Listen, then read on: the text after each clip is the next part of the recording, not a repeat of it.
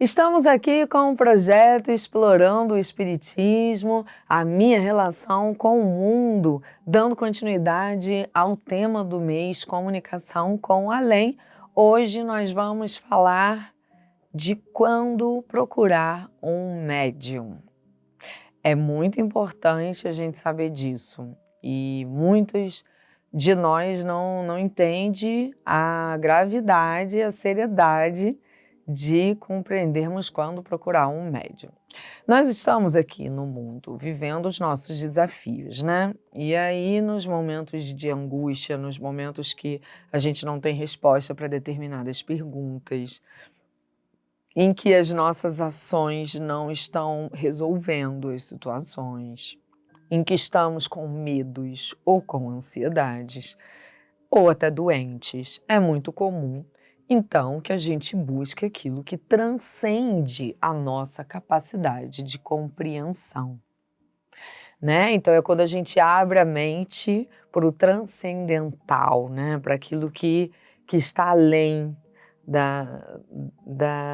das nossas capacidades físicas. Então, é muito comum que na casa espírita cheguem pessoas querendo respostas às suas perguntas, respostas diretas, né?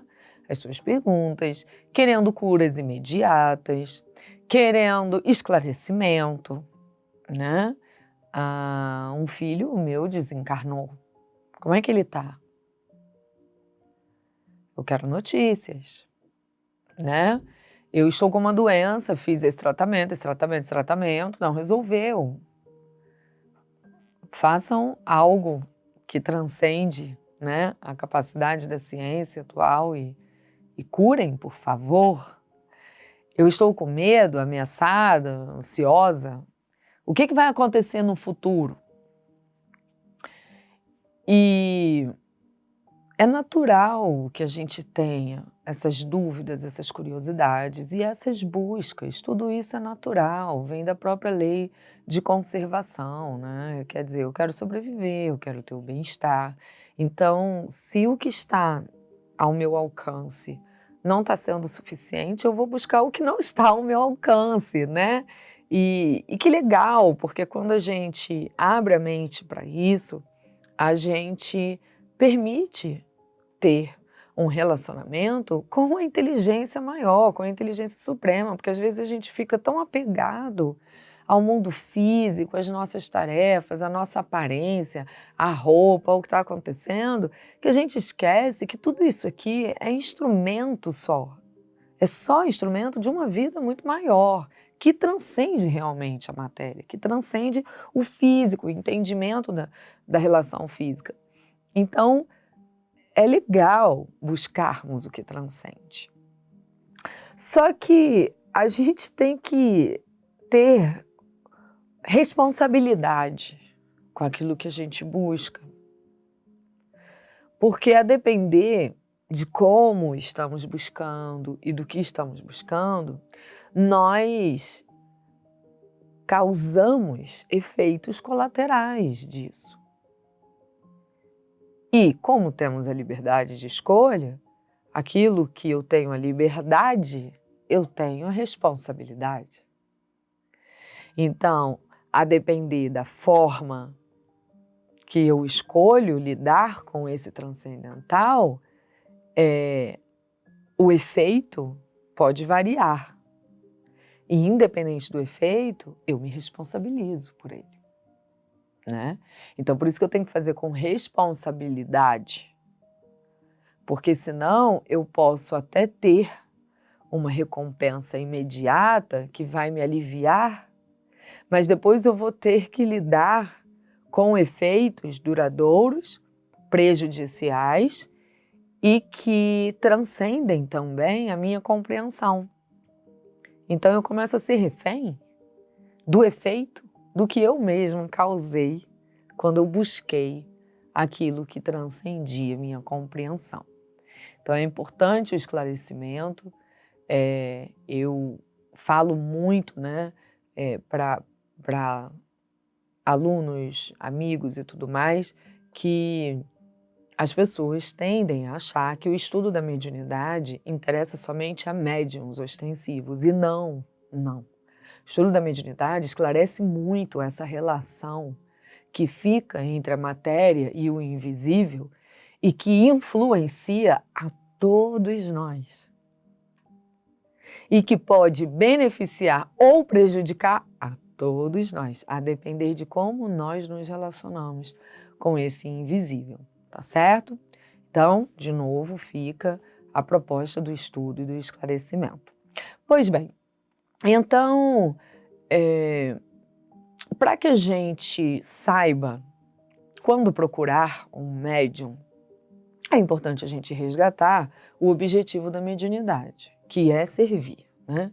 É a caridade. Logicamente, existe toda uma história da humanidade em que a mediunidade se apresentou para a gente de maneiras diferentes para que compreendêssemos que existe uma inteligência maior, uma inteligência suprema, que orquestra, né, todo o universo, toda a vida, todo o mundo. Então, a mediunidade não é um tema que surgiu com o espiritismo, né? A mediunidade está presente em toda a história da humanidade, tá certo? Agora, a doutrina espírita sistematizou uma didática de compreensão sobre o que é, como é e para que é a mediunidade através da espiritualidade maior e da caridade de Allan Kardec, que serviu, né, codificando, trazendo o esclarecimento deles sob a luz do Evangelho, ok? Então, se você pegar o livro dos médiuns e ler, você vai ver que todo o livro dos médiuns possui uma coerência com todos os ensinamentos de Jesus, ok? Então, só para resgatarmos aqui que as obras básicas de Allan Kardec, todas, são o desdobramento dos ensinamentos de Jesus através de diálogos com a espiritualidade maior, utilizando da mediunidade, né, daqueles que serviram junto com Allan Kardec. E aí, com esse esclarecimento, então, que a doutrina espírita nos traz, foi que nós compreendemos que a mediunidade não é só um instrumento para a gente ter uma troca com o invisível. A mediunidade vem para nos colocar no lugar de servir de uma maneira intensa, sem que possamos pedir algo em troca, né? Então, a gente recebeu a mediunidade sem pagar R$1 por ela. A gente vem com ela, né? Já que é uma configuração orgânica. Então, eu não posso monetizar a mediunidade. Porque a mediunidade é instrumento de caridade. É instrumento para servir. Então, a partir do momento que eu coloco um preço nisso, eu estou desvirtuando a finalidade da mediunidade. Então, se eu sou médium e começo a utilizar da mediunidade para ganhar dinheiro, eu estou indo contra a lei de amor. Se eu estou indo contra a lei de amor, ao exercer a minha mediunidade, quais espíritos vão estar ao meu redor, se comunicando comigo? Eles serão de vibração elevada ou de vibração baixa? Entende? Então, a orientação para o médium é: não utilize a mediunidade em descumprimento à lei de amor. Porque a mediunidade tem uma única finalidade: exercer a caridade. Então você não pode utilizar dela para nenhum interesse pessoal. Então você não pode utilizar para ter dinheiro em troca. Você não pode utilizar para alimentar a vaidade, para fortalecer laço com as pessoas, para adquirir um destaque. Então, médium tem que usar a mediunidade para servir. Então, quando você pensar em buscar um médium para alguma de suas necessidades ou dos seus interesses, é importante que você lembre que quanto mais ético for o médium, quanto mais educado mediunicamente for o médium, quanto mais responsável é o médium, maior vai ser a envergadura dos espíritos que estarão participando daquele fenômeno mediúnico, né? E se você está procurando um médium que utiliza da mediunidade, ferindo a lei de amor, você está indo buscar a comunicação com espíritos de baixa frequência. E quais as consequências disso? Os espíritos de baixa frequência querem te influenciar. Por que eles estão em baixa frequência? Porque eles estão em perturbação. Ok? Nós estamos sempre falando aqui que qualquer um de nós, mesmo encarnados, né? Estamos sempre variando as nossas emoções e as nossas vibrações. Então, espíritos elevados cumprem a lei de amor. Então, eles não vão participar de fenômenos egóicos, porque eles iriam pactuar com o descumprimento da lei de amor, entende? Então, não tem como encontrarmos espíritos do alto em fenômenos mediúnicos egoístas, aproveitadores, egocêntricos, entende? Então, como você está indo utilizar da mediunidade de um médium que está vinculado com espíritos em perturbação, os seus obsessores vão aproveitar a situação para te influenciar. Entende? Então, assim, existe sim as pessoas que se dizem médiums e não são. Elas falam o que você quer ouvir, elas utilizam de técnicas mesmo de comunicação para trazer coisas e te influenciar e te envolver de forma que você acha que tudo que ela falou realmente é muito para você, é muito verdade, mas existem técnicas ali e não é real. Sim, existe. Mas existem os médiums que realmente são médiums. Eles estão te cobrando algo em troca, mas eles são médiums mesmo e eles vivenciam o fenômeno mediúnico real. Acontece que influenciado por espíritos mal intencionados. Então você começa uma relação com esses espíritos a partir do momento que você busca um médium desse interesse, entende? E quando você começa uma relação com esses espíritos, você vai viver o efeito colateral disso. Então vamos lembrar um filme, Ghost. Lembra do filme Ghost? Um clássico, né? Que temos uma personagem médium. E ela está lá recebendo a matéria em troca de informações. E ela é médium.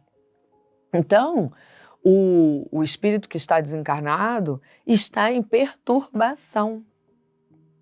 E aí ele quer utilizar ela para conseguir se comunicar com a ex-esposa, ex-namorada, não lembro, que está encarnada, né? Então é um filme de comédia, vira uma comédia, né? Porque torna cômico o desastre que é o uso da mediunidade e como ela passa a ser obsidiada por ele. Porque ele persegue ela e ele não larga ela, né?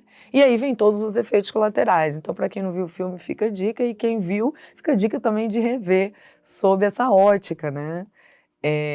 Com esse esclarecimento. Então, O que a gente precisa lembrar? Gente, Deus é perfeito. Deus é bom. As respostas que te faltam têm uma proposta educativa. Não receber a notícia daquele que desencarnou tem uma proposta educativa. Nós desenvolvemos a nossa inteligência através da busca por aquilo que não sabemos, né? Então, sentíamos frio e não tínhamos como nos aquecer. E esse desconforto é que fez a gente aprender a fazer o fogo, entende? Não ter notícia de quem desencarnou me ensina sobre fé. O desconforto e a curiosidade do que pode estar acontecendo é que me impulsiona a buscar conhecimento. Quantos entendedores da doutrina espírita hoje são entendedores porque buscaram a doutrina espírita em um momento específico que não tinham respostas. Aí buscaram o estudo, entende?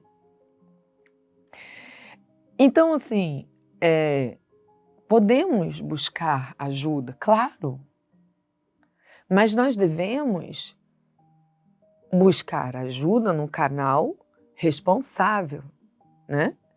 Então, a Casa Espírita oferece o atendimento fraterno para isso. Você entra hoje na comunhão, aí tem lá a agenda, né? Se você entrar no site da comunhão, você vê a agenda do atendimento fraterno. Aí tem o atendimento fraterno presencial, que acontece na casa, e tem o atendimento fraterno online. Pois bem, então, você entra na comunhão, você busca o atendimento fraterno. Aí você traz suas dores, suas buscas, suas curiosidades, seja o que for. E o atendente fraterno é um irmão que está trabalhando voluntariamente após ter estudado a doutrina espírita. Então ele sabe compreender a sua inquietação, ele sabe compreender a sua busca e ele sabe encaixar a sua necessidade nos recursos que a doutrina espírita oferece com responsabilidade, honrando com os ensinamentos de Jesus, cumprindo com a lei de amor. Então, o atendimento fraterno é sempre o canal mais seguro para te direcionar quando, como buscar a mediunidade como socorro. E aí confia. Porque junto ao atendente fraterno está o seu anjo guardião. Nós falamos mês passado da nossa relação com o anjo guardião, lembra? Está Deus, está a espiritualidade maior conduzindo para que o seu caminho seja adequado a você. Ah, mas o outro foi no atendimento fraterno e ele foi direcionado de forma diferente. É isso mesmo. Somos diferentes, temos necessidades diferentes, nossa proposta educativa é diferente, então o resultado vai ser diferente. O que a gente precisa é confiar em Deus. Dessa forma, a gente vai saber utilizar os recursos com responsabilidade, com cooperação, com a lei de amor, com confiança no Mestre Jesus e na própria condução divina sobre as nossas vidas. E aí, a gente vai vivenciar passos e uma estrada resolutiva e evolutiva, e não uma estrada que vai agravar a situação, nos causando outras perturbações possíveis. Tá certo? Semana que vem, então, a gente continua. Até lá!